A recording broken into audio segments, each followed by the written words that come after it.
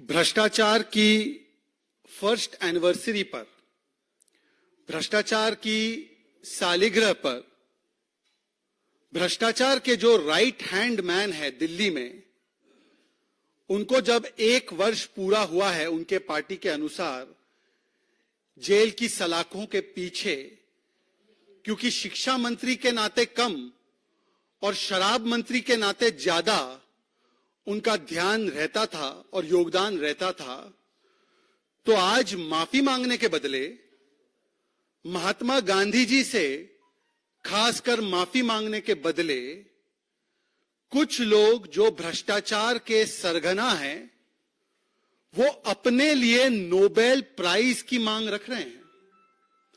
ये विडंबना की बात है कि 1 वर्ष पहले जिन्हें जेल की सलाखों के पीछे कोर्ट ने भेजा था, उनके लिए, उनके कारनामों के लिए अरविंद केजरीवाल भारत रत्न की मांग कर रहे थे, और 1 वर्ष के बाद जब कोई कोर्ट, यहां तक कि सुप्रीम कोर्ट तक इन्हें राहत देने के बदले कहती है कि शराब घोटाले में 338 करोड़ का मनी ट्रेल है, इसको जरा समझाइए, जब इनके भ्रष्टाचार के सारे साथी संजय सिंह, विजय नायर और मनीष सिसोदिया को महीनों तक बेल या राहत नहीं मिलती, तो अरविंद केजरीवाल जी जो भारत रत्न इनके लिए मांग रहे थे, आज अपने लिए नोबेल प्राइज मांग रहे हैं।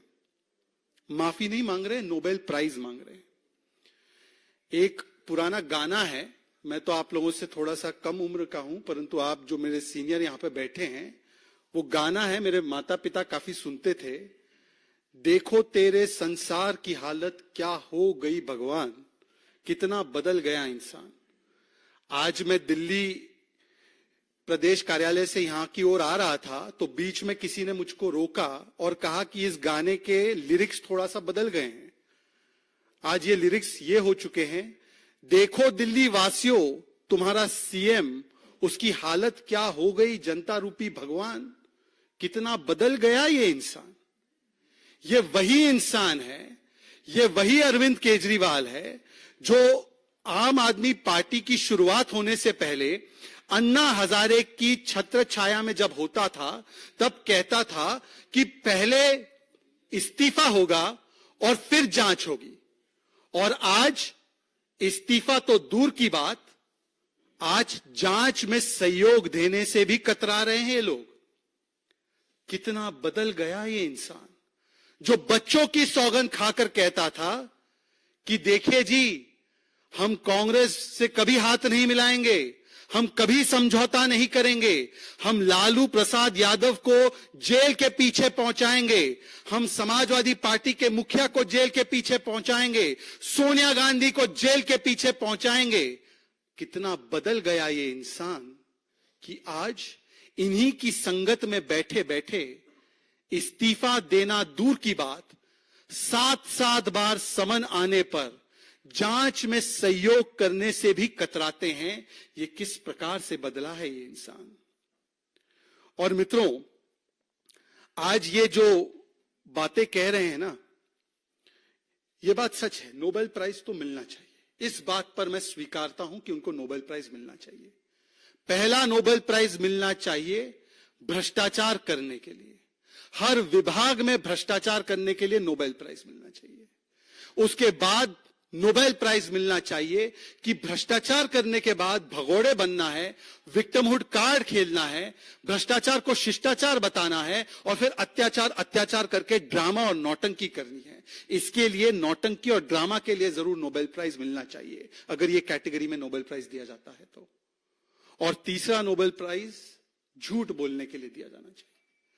अब मैं आपको अगले 7-8 मिनट में बताऊंगा कि क्यों भ्रष्टाचार, भगोड़े बनने के लिए और झूठ बोलने के लिए इन लोगों को नोबेल प्राइज से जरूर नवाजना चाहिए। मित्रों, दवा से लेकर दारू तक, मोहल्ला क्लिनिक से लेकर शराब के ठेके तक, टेस्ट से लेकर कक्षा तक, बस से लेकर शीश महल तक, ऐसा कोई विभाग नहीं जिसको केजरीवाल एंड कंपनी ने ठगा नहीं, लूटा नहीं और अपनी काली कमाई और कमीशन का स्रोत बनाया नहीं। इसी मंच पर आपको याद होगा कि कई बार मेरे वरिष्ठ नेताओं को, भारतीय जनता पार्टी दिल्ली से नेताओं को, केंद्रीय मंत्रियों को और मुझे अवसर मिला कि आपको मोहल्ला क्लिनिक में जो लैब टेस्ट के नाम पर घोटाला हुआ, जो घोटाला बस में हुआ, जो घोटाला शीश महल में हुआ, उसमें तो कुछ चैनलों ने प्रमुखता से दिखाने का प्रयास किया, तो उनके पत्रकार के साथ क्या क्या बदसलूकी की गई।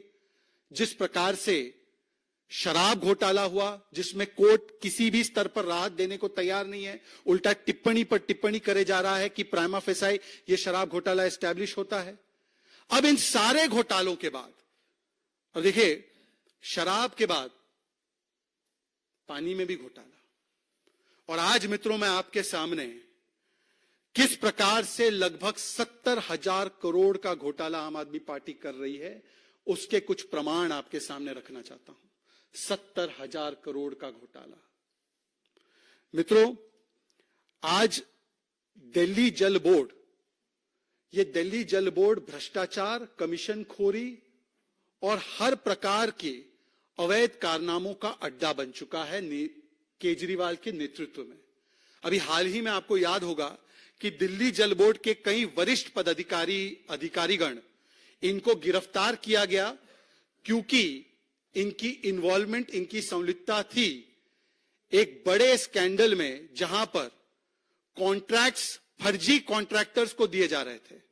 ऐसे कॉन्ट्रैक्टर्स को दिए जा रहे थे जो उसके लिए किसी भी रूप से क्वालिफाइड नहीं थे, और एवज में करप्शन लिया जा रहा था, और करप्शन और कमीशन लेने के बाद वो दिल्ली सरकार के सर्वोच्च लोगों तक पहुंचाया जा रहा था। इसीलिए उनके संरक्षण में लगातार दिल्ली जल बोर्ड के ये सभी लोग इस भ्रष्टाचार को अंजाम दे रहे थे।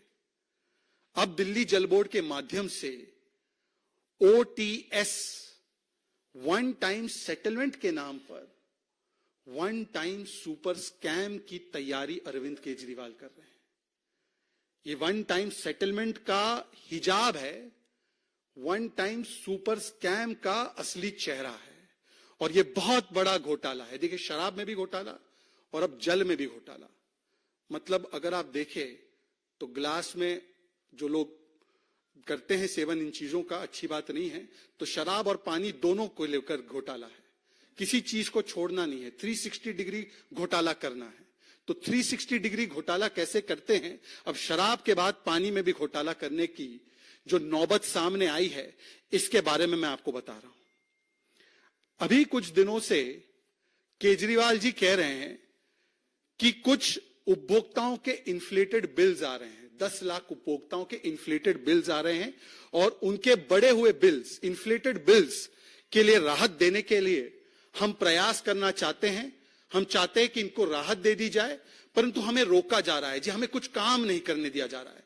वैसे जब क्रेडिट लेना हो और चुनाव में जाकर अपने मॉडल को बेस्ट मॉडल बताना हो, एजुकेशन का मॉडल, हेल्थ का मॉडल, जो कि है नहीं, उसकी असलियत तो कुछ और ही है, उसमें तो केजरीवाल जी अपने आप को, अपनी पार्टी को क्रेडिट दे देते हैं, वहां पर काम करने दिया जाता है। परंतु बाकी सारी चीजों में विक्टिमहुड कार्ड खेलना और कहना कि काम नहीं करने दिया जा रहा, हम तो वन टाइम सेटलमेंट देना चाहते हैं। इन्फ्लेटेड बिल्स आए हैं 10 लाख उपभोक्ताओं के। पर केजरीवाल जी, अब आपको मैं स्कैम समझाता हूं।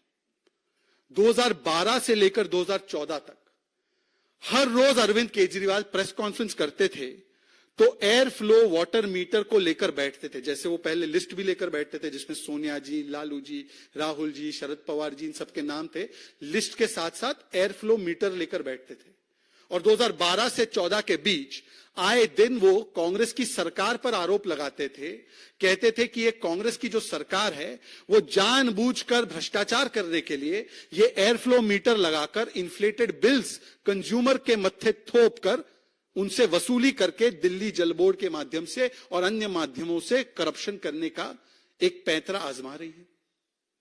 इनकी जब सरकार आई, स्पष्ट बहुमत से, बड़े बहुमत से 2015 के बाद आई, तो 2015 के बाद ये मीटर बंद करने के बदले अरविंद केजरीवाल जी ने न केवल इस मीटर को आने वाले नए कनेक्शंस में लगाया, बल्कि जो कनेक्शंस के मीटर्स रिप्लेस हो रहे थे, इसी एयरफ्लो मीटर को लगातार जारी रखा और उनसे रिप्लेस करवाया। अब आप ही की जुबानी कि ये मीटर्स के माध्यम से इन्फ्लेटेड बिल्स जा रहे थे, ये करप्शन के लिए किया जा रहा था, ये दिल्ली सरकार पर उस समय की आरोप था आपका। तो इसका मतलब साफ है कि जैसे ही शीला जी की सरकार बदली और आप सत्ता में आए, तो देखिए पार्टियां बदल गई, परंतु इनका चरित्र जो है भ्रष्टाचार करने का वो शायद नहीं बदला। और इसीलिए 2015 के बाद भी ये मीटर्स जारी रखे गए। और आज सवाल ये बनता है कि ये इन्फ्लेटेड बिल्स अगर किसी को मिले हैं तो अरविंद केजरीवाल जी, इसकी जिम्मेदारी किसकी है? इसकी जिम्मेदारी तो शुद्ध रूप से केवल और केवल आपकी है, क्योंकि आप ही ने ये मीटर्स को कहा था कि ये खराब मीटर्स है, ये मीटर्स नहीं लगने चाहिए। अब 9-10 साल के बाद जब सत्ता में रह लिए और चुनाव बस आने वाले हैं लोकसभा के, तब अरविंद केजरीवाल जी कहते हैं कि देखिए जी, हम चाहते हैं कि ये वन टाइम सेटलमेंट मिल जाए, उपभोक्ताओं को राहत मिल जाए। और यही केजरीवाल ने 2016 में कहा था, 2016 में कहा था कि मैं एक सॉफ्टवेयर ला रहा हूं जी, एक बार ये सॉफ्टवेयर आ जाएगा जी तो सबके घर में एक्यूरेट बिल पहुंचेगा। और अभी तक मैंने जो देखा है, 2016 की बात है, कि 95% लोगों के पास फर्जी और गलत बिल जा रहे हैं। अब केजरीवाल जी बताइए कि 2016 का जो सॉफ्टवेयर आपने बोला था वो आज कहां पर चल रहा है बिल की रीडिंग के लिए, बिल के लिए?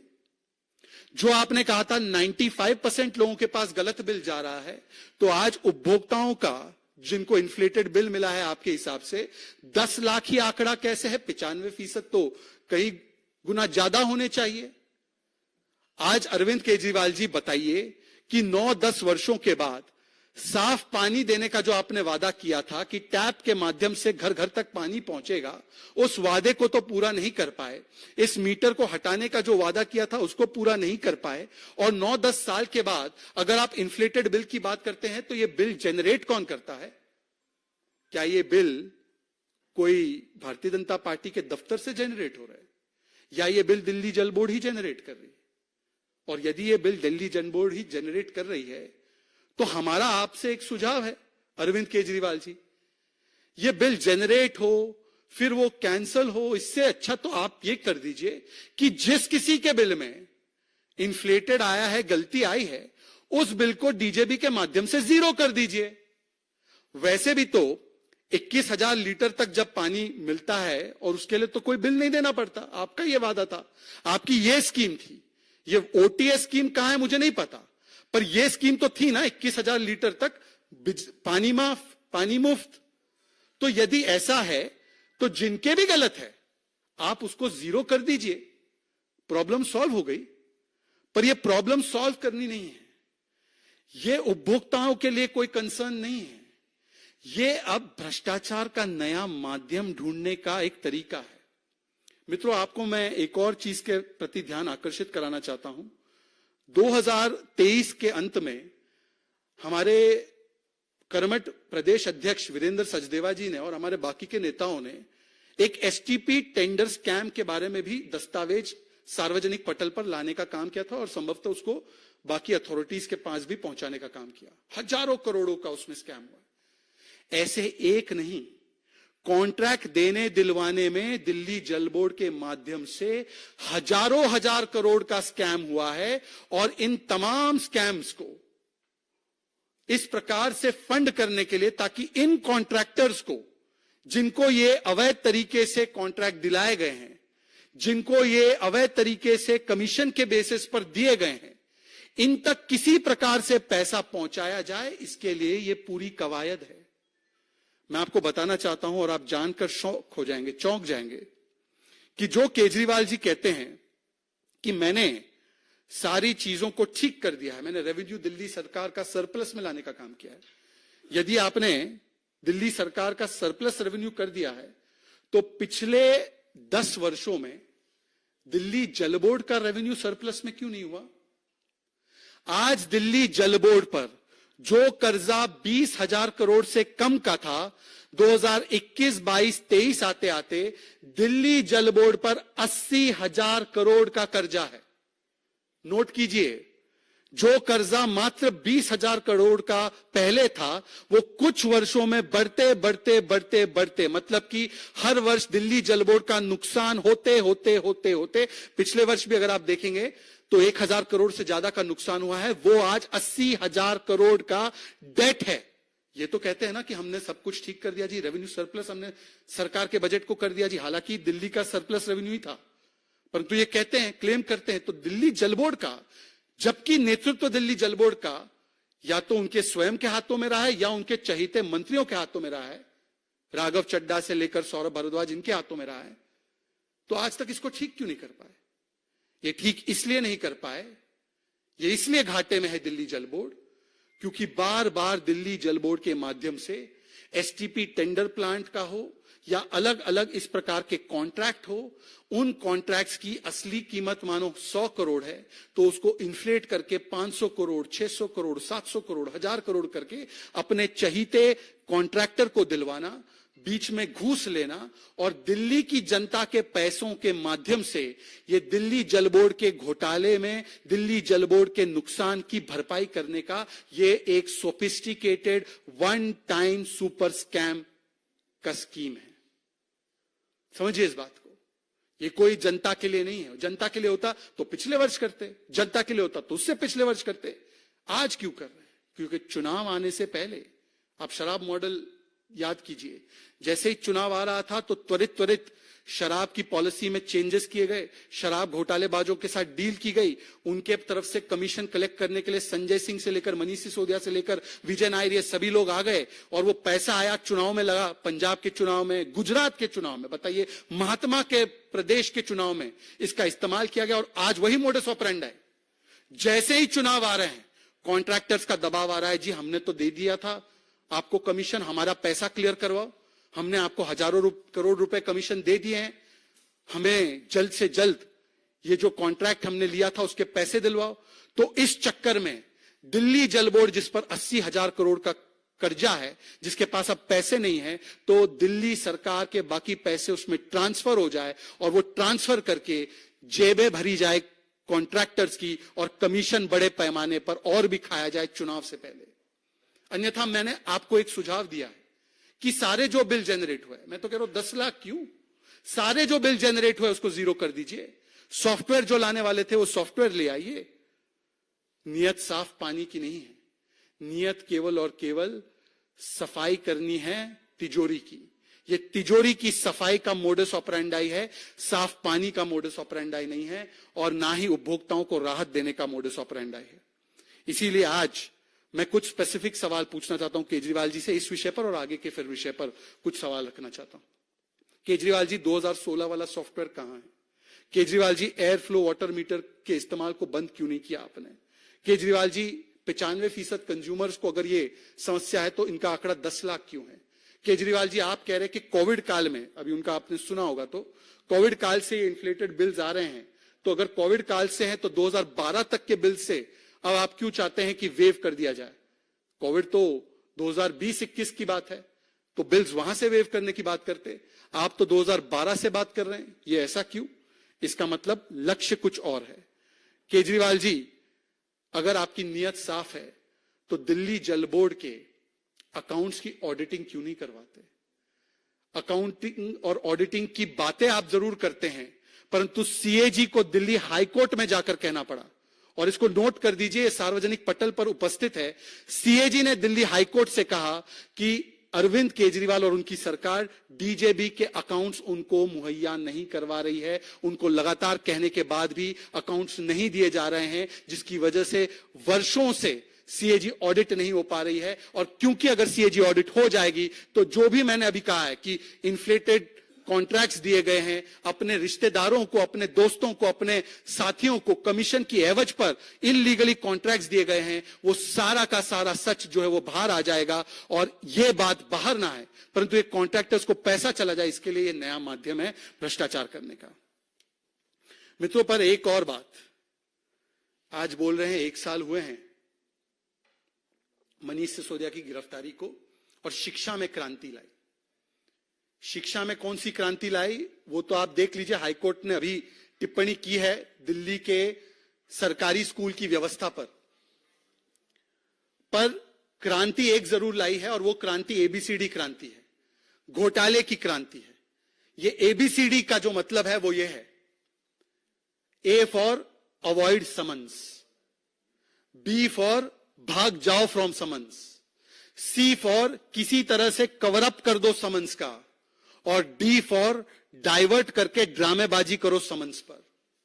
मित्रों, आप बताइए कि जब आज 7वीं बार समन दिया गया और पेश होना था, तो अरविंद केजरीवाल वहां पर पेश होने के बदले फिर से ये एबीसीडी करने लगे, बहाने बनाने लगे। पहली बार विपासना का बहाना, फिर स्टार प्रचारक होने का बहाना, जिसमें 204 सीट में 204 सीटों पर पूरी तरह से डिपॉजिट जब्त हो गई, फिर चुनावों का बहाना, फिर विद्वेष की भावना से किया जा रहा है इसका बहाना। मैं पूछना चाहता हूं अरविंद केजरीवाल जी, अगर 7 समन के बाद आप कह रहे हैं विद्वेषपूर्ण भावना है, तो अभी तक कोर्ट ने इन समन्स को खारिज क्यों नहीं किया? आप कोर्ट चले जाते, समन्स को खारिज करवा देते और एजेंसियों को एक जवाब दे देते कि देखिए खारिज हो गए, अवैध समन्स थे। कोर्ट ने समन्स को खारिज नहीं किया है, उल्टा ईडी कोर्ट के पास जाती है और कहती है कि एक पब्लिक सर्वेंट जब उनको समन्स भेजा जा रहा है, जांच में शामिल होने के लिए कहा जा रहा है, तो समन्स के साथ कोऑपरेट करने के बदले आज किस प्रकार से एजेंसीज के साथ कॉन्फ्रंट कर रहे हैं, इसका आज उदाहरण सामने आया है। और कोर्ट जब एजेंसी पहुंचती है तो कोर्ट कोई भी समन पर स्टे नहीं लगाती। आज आतिशी जी ने और सौरभ भारद्वाज ने जब प्रेस वार्ता की, तो सौरभ भारद्वाज ने हास्यास्पद है लालू प्रसाद यादव का उदाहरण दिया। बताइए, जो अन्ना हजारे के मूवमेंट से शुरू हुए हैं वो लालू जी का उदाहरण दे रहे हैं। चलिए, कितना बदल गया इंसान, इसका एक और परिचायक तो है। पर सौरभ भारद्वाज कह रहे हैं, आतिशी कह रही है कि इतनी जल्दबाजी क्या है, कोर्ट गए हैं, कोर्ट में मामला है, कोर्ट जाने के बाद एक और समन क्यों भेजा जा रहा है? मान्यवर, यह बताइए कि क्या कोर्ट ने किसी भी प्रोसीडिंग पर स्टे लगाया है? कोर्ट ने तो आपको नोटिस जारी किया यह कहते हुए कि आप जांच में शामिल क्यों नहीं होते। यदि आपको इतना सम्मान है और कोर्ट की बात आज आप कर रहे हैं, तो इसी कोर्ट्स ने, सुप्रीम कोर्ट ने कहा कि मनीष सिसोदिया को बेल नहीं मिलेगी, इसी हाई कोर्ट ने कहा संजय सिंह को बेल नहीं मिलेगी, विद्वेष की भावना से कोई कार्रवाई नहीं हो रही, ये ऑन रिकॉर्ड कहा है। लोअर कोर्ट ने कहा है, 338 करोड़ का मनी ट्रेल कहा है। आतिशी कहती है 1 रुपए का ट्रेल नहीं मिला, 338 करोड़ का मनी ट्रेल मिला है, यह सुप्रीम कोर्ट ने माना। तो बताइए कि कोर्ट की एक जगह पर तो बात कोर्ट करनी है और दूसरी जगह पर कोर्ट की जो फाइंडिंग्स है उसको कोर्ट नहीं करना। मित्रों, सवाल यह भी पूछा जाना चाहिए कि किस साफगोई से झूठ बोलते हैं। आतिशी जी का दूसरा तर्क यह था कि जो भी कार्रवाई हो रही है पीएमएलए कानून में बदलाव करके केवल ईडी की कार्रवाई हो रही है। मित्रों, मैं आपके समक्ष एक बहुत महत्वपूर्ण चीज रखना चाहता हूं, आपका ध्यान आकर्षित कर रहा हूं, सभी जो यहां पर बैठे हैं। ये जो बार बार कहा जाता है ना कि केवल पीएमएलए में कार्रवाई हो रही है, पीएमएलए में कार्रवाई हो रही है, पीएमएलए में कार्रवाई हो रही है। पहले तो अगर सुप्रीम कोर्ट के पास सारे अथॉरिटी है, अगर पीएमएलए हो या कोई भी कानून हो, इसमें गलत कार्रवाई होती है तो उस कानून को भी और उस गलत कार्रवाई को भी रद्द करने का सुप्रीम कोर्ट के पास पूरा अधिकार क्षेत्र है। परंतु सवाल वो नहीं है, सवाल यह है कि यह है सीबीआई कोर्ट का ऑर्डर, और मैं आपको पढ़कर सुनाना चाहता हूं। और सीबीआई कोर्ट ऑर्डर जो देती है पीएमएलए पर नहीं देती है, सीबीआई कोर्ट ऑर्डर देती है प्रिवेंशन ऑफ करप्शन एक्ट पर, सीबीआई कोर्ट ऑर्डर देती है आईपीसी की अलग अलग धाराओं पर, और उससे मैं पढ़कर सुना रहा हूं। यह सीबीआई कोर्ट का जो हाई कोर्ट ने भी कंफर्म किया, the payment of advance kickbacks of around 90 to 100 crore rupees was meant for him मतलब Manish Sisodia and his other colleagues in JNTCD, and 20 to 30 crore rupees of the above have been found to be routed through co-accused Vijay Nair, etc., etc., etc. Thus, as per allegations made by prosecution and the evidence collected thereof, the applicant can be prima facie held to be the architect of the said criminal conspiracy. ये CBI court का आदेश IPC और POCSO के मामलों पर, nothing to do with PMLA, कोई PMLA का लेना देना नहीं। अब बताइए आतिशी जी, अभी आपने 2 घंटे पहले, 1 घंटे पहले जब प्रेस की है, उन्होंने कहा ये सारे केस पीएमएलए के जी, इसलिए वो बेल नहीं मिल पा रही है। ये तो नहीं है। और बाकी सब तो छोड़िए, आप तो कहते हैं ना भ्रष्टाचार के प्रति हमारा 0 टॉलरेंस है। लालू जी तो 4 बार कन्विक्टेड है मान्यवर, लालू जी 4 बार कन्विक्टेड है। तो जब लालू जी 4 बार कन्विक्टेड है, अब तो कोई सवाल नहीं बचता किसी विद्वेष की भावना का। तो बताइए, 4 बार कन्विक्टेड व्यक्ति के साथ बैठकर आप अपने आप को कट्टर ईमानदार कह रहे हैं। आप कह रहे हैं आपको भारत रत्न और नोबेल प्राइज मिलना चाहिए ईमानदारी के लिए। लालू जी पर आपका क्या स्टैंड है? बाकी सारे तर्क कुतर्क छोड़ दीजिए। ये आकर कहेंगे फलाने का नाम, ढिमकाने का नाम, जिन पर ऑन गोइंग केसेस है उनको छोड़ दीजिए। कन्विक्टेड आज की तारीख में दो नेता है, एक है लालू प्रसाद यादव 4 बार कन्विक्टेड, दूसरे है पवन मुड़ी। पवन मुड़ी डीएमके के मंत्री रहे हैं, उनको भी कोर्ट ने कन्विक्ट कर दिया। अब ये दोनों कन्विक्टेड नेताओं पर आम आदमी पार्टी का क्या स्टैंड है? या आम आदमी पार्टी अब समझती है कि ये जो कन्विक्शन है ये भी विद्वेष की भावना से है? आम आदमी पार्टी जब कहती है कि विद्वेष की भावना से ईडी सीबीआई कार्रवाई करती है, तो अब क्योंकि निकाह मुकम्मल हो चुका है इनका, अभी अभी आपने देखा है दिल्ली में निकाह, राजनीतिक निकाह इनका मुकम्मल हो चुका है। हालांकि ये निकाह मुकम्मल होने के बाद भरूच से और पंजाब में तो 3 तलाक चल ही रहा था इनका, परंतु क्योंकि दिल्ली में निकाह मुकम्मल हो चुका है, तो आज मैं पूछना चाहता हूं कि जिस कार्रवाई को ये विद्वेषपूर्ण कार्रवाई बताते हैं, सुनिए इस बात को। ये इनके ही नए नए साथी ने कहा है। का मामला है, ये शिक्षा का मामला नहीं है। शराब की बात हो रही है, शिक्षा पर छुपने का काम मत कीजिए, ये गलत है, ये सर्वथा पाप है। यह है कांग्रेस पार्टी की अधिकृत प्रवक्ता, और अधिकृत मंच से उन्होंने कहा कि शराब घोटाला हुआ है, इसमें छिपने का प्रयास मत कीजिए। अब मैं अरविंद केजरीवाल जी आपसे बताना चाहता हूं कि बताइए कि क्या कांग्रेस पार्टी भी विद्वेषपूर्ण कार्रवाई पर काम कर रही है? क्या वो भी भारतीय जनता पार्टी के साथ मिली हुई है? कोर्ट्स भी भारतीय जनता पार्टी के साथ मिले हुए हैं, सब कुछ मिले हुए हैं, सब कोई मिला हुआ है। ये वही लोग हैं जो कहते हैं या कहते थे कि सब कोई मिला हुआ है जी। आज ये सब मिल गए जी। कितना बदल गया इंसान, कितना बदल गया इंसान कि जो लोग कहते थे जांच करानी है, सोनिया गांधी को गिरफ्तार करो, 2 दिन उसका इंटेरोगेशन करो, देखो पता चल जाएगा किस किसने रिश्वत लिया और किस किसने। ये अरविंद केजरीवाल का बयान, ये तो खुद चाह रहे थे सोनिया गांधी गिरफ्तार हो। अब तो सोनिया गांधी पर केवल केस चल रहा है, वो गिरफ्तार अभी तक नहीं हुई है। तो क्या अरविंद केजरीवाल जी आपने इस पर भी सियासी यूटर्न ले लिया है, या उस समय पर गलत बोल रहे थे, या आज आपको विद्वेषपूर्ण कार्रवाई नजर आने लगी एजेंसियों में? इसका जवाब देना चाहिए। दरअसल बात यह है कि जवाब नहीं देना है शराब घोटाले पर। शराब घोटाले पर 2.5% से 12% कमीशन कैसे हुआ? जवाब नहीं देना है। ब्लैक लिस्टेड कंपनी कैसे आई? जवाब नहीं देना है। मैन्युफैक्चरिंग कंपनी कैसे आ गई? उसका जवाब नहीं देना है। होलसेल प्राइवेट सेक्टर को कैसे दे दिया गया? जवाब नहीं देना है। नई पॉलिसी में भ्रष्टाचार नहीं हुआ था तो पुरानी पॉलिसी पर रिवर्ट क्यों किया? जवाब नहीं देना है।